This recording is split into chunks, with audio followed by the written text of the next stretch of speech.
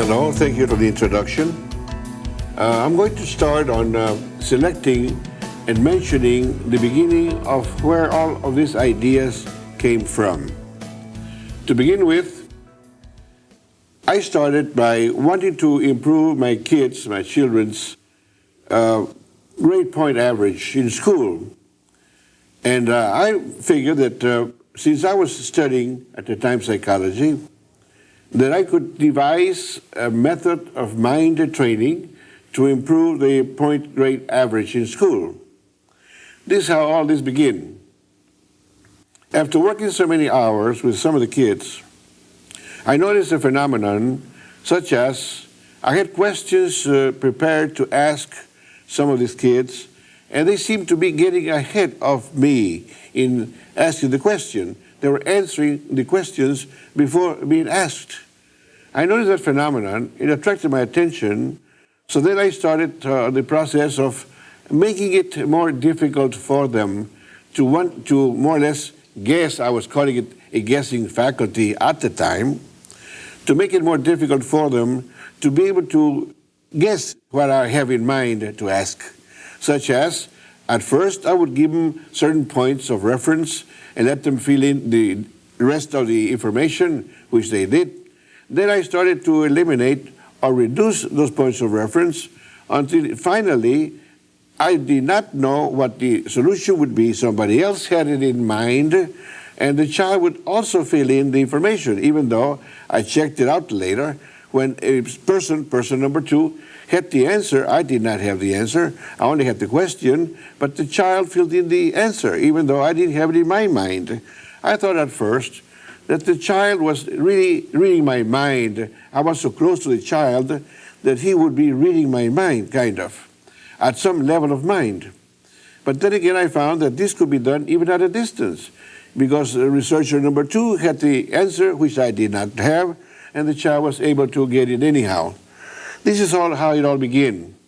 I started to specialize, to direct all my interest in wanting to improve such guessing faculty. I called it a guessing faculty. Later, I found that the Dr. Ryan from Duke University was calling it parapsychology extrasensory perception, the field of parapsychology. So I must be delving in the field of parapsychology. I did not know what I was getting into really at the time, but I enjoyed what I was doing because it was interesting to see these children get excited over answering questions that I had written down and not have even spoken to them about it. And then when I showed them the answer in writing that they came across, they were excited also, of course. That's how it all began. Whenever people would call me and ask me, what do you call that field of science? Well, it didn't have a name at the time. I always would say, it comes under the heading of parapsychology. Well, later on, we started to investigate closer as to what's happening. And this all came about with the study, since I am a specialist in electronics, and the study of the electroencephalograph, the equipment used to measure brain waves, brain activity, since we know that the brain vibrates so many times per second, like the heart beats so many times per minute. So the idea was, at what frequency of the brain is this taking place? And my surprise was to know that people who were able to do this were at 10-cycle brain frequency. And people who were making more mistakes or missing the answers were at 20 cycles brain frequency. By cycles we mean brain vibrations or brain emanations. You see, the brain vibrates so many times per second, like your heart beats so many times per minute. So we can know at what level the child is when the child is answering questions correctly or incorrectly. So I started to gather more information, and I noted that all of this was happening when the brain was functioning at 10 cycles. The brain frequency, the average overall, for mature adults is 20 vibrations per second, or 20 hertz, or cycles. The cycle thing has been changed to hertz, and vibrations, emanations of the brain, regardless of what you call them. Vibrations, emanations, hertz, or cycles. we say so many vibrations per second. So we've noticed that the overall average human adults function, do their thinking and acting on 20 vibrations of the brain. But then I noticed that when this phenomenon was appearing, that the brain had to be at 10 cycles brain frequency. So we had to devise a method to slow down the brain waves. In order to do so, we found that we had to close our eyes. Why was this necessary? Because the eyes require, when focusing, 20 vibrations of the brain. It's the only sense, physical, biological sense, that requires the brain to function on 20 vibrations. So then we had to close our eyes to keep from using them, from focusing. The focusing faculty is the one that requires 20 vibrations. So to get away from holding on to 20 vibrations, we preferred, of course, to recommend that the eyes be closed. Then, of course, we know now that in yoga and in Zen and transcendental meditation and in hypnosis, all subjects are required to close their eyes. Now we know because the idea is to slow down the brain frequency, brain waves. Well, everybody was looking for the deepest level of brain activity. We know that by natural means, we have learned to function only on two different dimensions. Stay awake, 20 vibrations, or go to sleep. In going to sleep, there's dream and sleep cycles to be concerned with. A sleep and dream cycle takes about 90 minutes of time to go back to where we came from. We like to say that, you know, because it's the lowest brain frequency that appears in the fetal stage when one is conceived. That frequency appears when we go into deep slumber. So going into deep slumber and back out to almost normal brain frequency, almost to awaken, is called a sleep and dream cycle. That takes approximately about an hour and a half of time. So we say we go back to where we came from and back up again in 1 hour and a half of time. So we do go through several sleep and dream cycles, depending on how long do you sleep at night. So we say the only thing we've learned to do is stay awake or go to sleep. This is by natural means, to be awake or go to sleep. Everybody has learned to do that. But the yogis and the Zen masters and transcendental meditators and a hypnotized subject has been taught to go to the deepest level of mind. And usually this is about 5 cycles brain frequency. Well, I found that the phenomenon was taking place not at 5, but at 10. At 10 vibrations per second instead of 5. So the method that I had to devise of mind training was especially to slow down the brain to be able to get it to 10 cycles before anybody could be at the right dimension that I figured was for guessing what one thinks about. And this is what I was after then. So then the main thing was slow down the brain. Now how are we going to do this? We found that the body excitement or movements, the body will cause one to be at 20 cycles. If you activate your body, you activate your mind, and hold you on 20 cycles, even though your eyes are closed. So next thought was to be able to relax the mind, and so keep it from interfering, mental activity from interfering, and to relax the body, to keep the body movements from interfering, so that we could slow down the brain waves. So we had to devise a method to relax the mind, mental training exercises, we call them, or mental gymnastics, to be able to slow down the body's activity and the mind's activity, to slow down the brain waves or brain vibrations, to get them to 10 cycles, not 5, where all the others go to, because at 5 we are compared to the first anabolic cycle of human development. An anabolic cycle is 7 cycles, and where you're gaining, meaning a child is developing, a human being developing and growing is gaining. And every time you go through a 7-year period that you gain, it's called an anabolic cycle. Now, when you lose, it's called a catabolic cycle. So we say that in the first anabolic cycle, which means the first 7 years of life, here's where we find the 5-cycle vibration. But so we also know now that the mind is functioning here only inductively. the person has no analytical faculties to analyze problems, to find out what makes it tick, Well, meaning that everybody who goes to 5, and this is also known in hypnosis as the somnambulistic level, the sleepwalking level, or sleepwalker level, where the eyes are open and you can touch the eyeballs and the person will not blink. That means he's in that particular deep dimension of mind, 5-cycle dimension.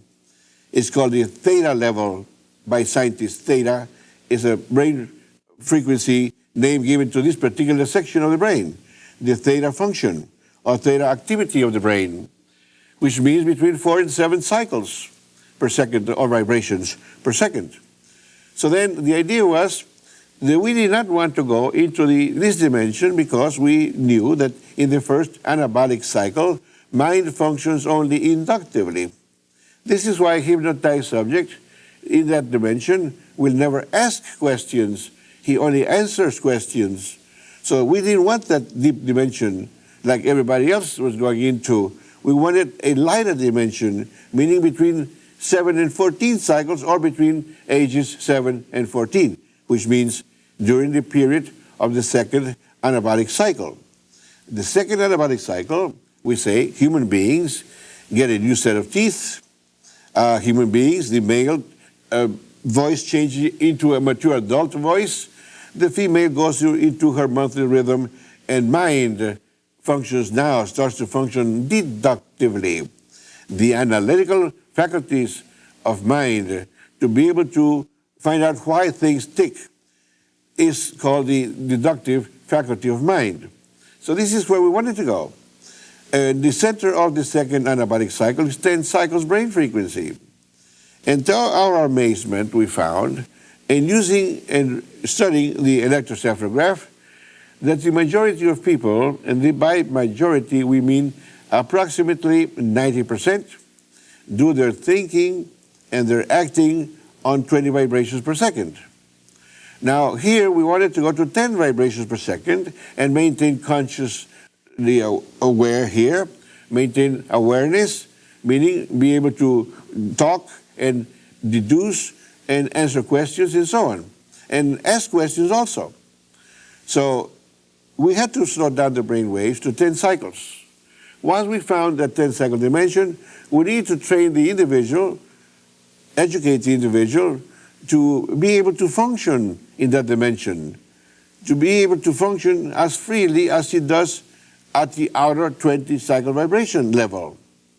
Well, this is where all these methods, we call it methods of mind training, came into being. And all these methods of mind training, we started calling them psyche orientation. Psyche means mind, oriented the mind to learn to function on a different brain frequency and function as freely as we do or have been doing at the other levels, at the 20-cycle vibration. So in this case then, we wanted to get these individuals, human beings, to learn to function on 10 cycles with full awareness and ask questions and answer questions there. Well, here at this dimension, the only thing we can say is that this is the dimension that we used to call the subconscious. You see, before we came on the scene, it used to be said that the other level was the conscious, then we were talking about the subconscious and the unconscious, thinking there were 3 different minds. Well, actually, it's the same mind, same intelligence functioning at any one of those 3 different levels. But the subconscious was below the threshold of consciousness, and we could not function there with awareness. So then what we're actually doing is the 10 cycles lies in the region of the subconscious, meaning in that region that was below the threshold of our awareness. So we're saying then that besides learning to function with awareness at 10 cycles, we're learning to function in the subconscious consciously. Now here we have a contradiction of terms then. If you are in the subconscious, how can you function consciously? It's one or the other. So then we had to change terms. Outer conscious level, meaning 20 vibrations per second. Inner conscious levels, meaning 10 cycle vibration, brain frequency. So here's where we started to separate the centered people. We call them centered because we have found then that about 90% of humanity were learning or have learned to function on 20 vibrations. Here's where they do their thinking, and here's where they do their acting. And only about 10% of humanity, we find that by natural means, nobody knows how this happened, learn to slow down their brain waves to 10 cycles and do their thinking on 10 and acting on 20. And this appears to be the correct way of using our minds, to do your thinking, analyzing of problems on 10, and your acting on 20. Now later we find that the 10 cycle dimension is a connection to the right brain hemisphere. And the 20 cycle vibration is a connection to the left brain hemisphere. So then we're saying that you need to learn to think with your right brain hemisphere and then to act with the left one. Now in looking into the exceptograph, the electrocephalograph, the EEG for short, EEG for short, we find that functioning at 20 cycles is using the left brain hemisphere. Functioning at 10 cycles is using the right brain hemisphere. Now we know that the left brain hemisphere reigns over the physical world, the visible world of the body, and the right one reigns in the invisible world of the mind.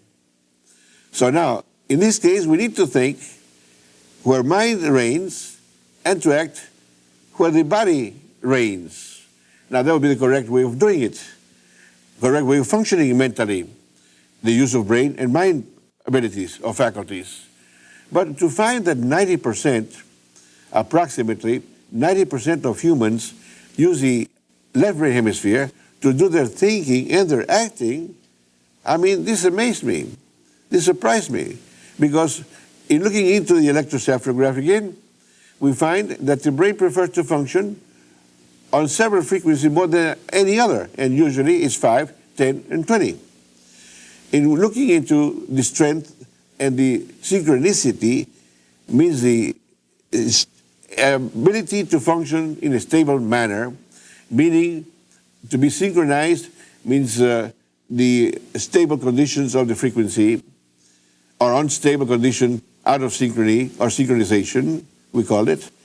We found that the 20 cycle vibration was the weakest and the most unstable or desynchronized frequency of the human brain. And the 10 cycles was the most synchronized, the most energetic frequency of the human brain. So you can imagine before we can train ourselves to function correctly mind-wise, we're using the 20 vibration, the weakest dimension of the brain, to do our thinking and acting. That dimension is for acting only, it appears to be, because we have found many benefits between those people who do their thinking on 10 and acting on 20, as compared to those that do their thinking and acting on the same 20. So by looking into the 10%ers, we call them 10%ers now, and we call them centered people, because the overall brain frequency of the human being is around 20 vibrations per second. Now those who do their thinking on 10, they do their thinking on the center of the brain frequency spectrum. That means that we call these people centered. And the people who are functioning on 20, we call them off-centered. Now these people who are thinking off-center, we call them eccentrics. Eccentrics. So we say that 90% of humanity, we find that by normal, natural means, are eccentrics in their way of thinking. And only 10% of humanity, by some, whatever happened, freakish way of development, or whatever you want to call it, nobody knows really how they got onto thinking on the center, we call them centered. And now we find tremendous differences in the centered people as compared to the eccentrics. And this is why, in looking into these differences, we started to develop a system of mind training, and for stress control, we call it, and mental development. Stress control means learn to relax your body and mind, learn to be able to de-energize the amount of stress accumulated in your body that is hurting your immune system. Now, this is one of the advantages, that when you learn to relax mentally and physically, you learn to do away with your stress factor. The stress is what injures or hurts or weakens your immune system. And your immune system is a system that somebody, we say God, whatever we mean by that, put in the human biological body to heal itself. If that weakens and gets out of control, if the immune system weakens or gets out of control, even if you're a medical doctor, you're going to die as dead as anybody else. So we need to learn how to keep our immune system strong and to be able to prevent the stress from hurting our immune system. This is part of our results when we learn to control our mind, so to speak, when we learn to function on other dimensions, such as the 10-cycle brain frequency dimension. And this is the beginning of our system. How do we slow down the brain waves? First of all, we need to get the students to close their eyes. And of course, they must do it throughout mind training exercises. So when their eyes are closed, then we go through mind training exercises. One mind training exercise is to relax our minds, to be able to learn how to relax our minds consciously.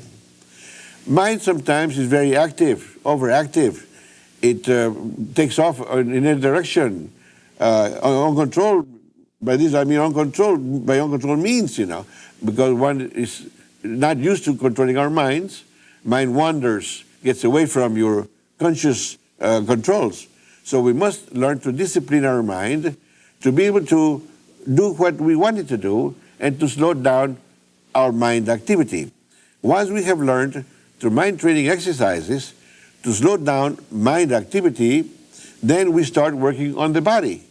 Body movements also cause adrenaline to flow into your body, into your bloodstream, and adrenaline can excite your mind again, bring you into focus again, to become active. So we must slow down our body functions. So there's all other techniques to be able to learn slowly how to relax our body. Now, once we have learned that we must keep our eyes closed in order to accomplish this, and then follow the mind training exercises to be able to relax our minds, and follow special mind training exercises to relax our body, then we have the ideal conditions to start mind training at the 10th cycle dimension. For information about Silva programs to help you in every area of your life, please visit us on the World Wide Web. The address is silvacourses.com.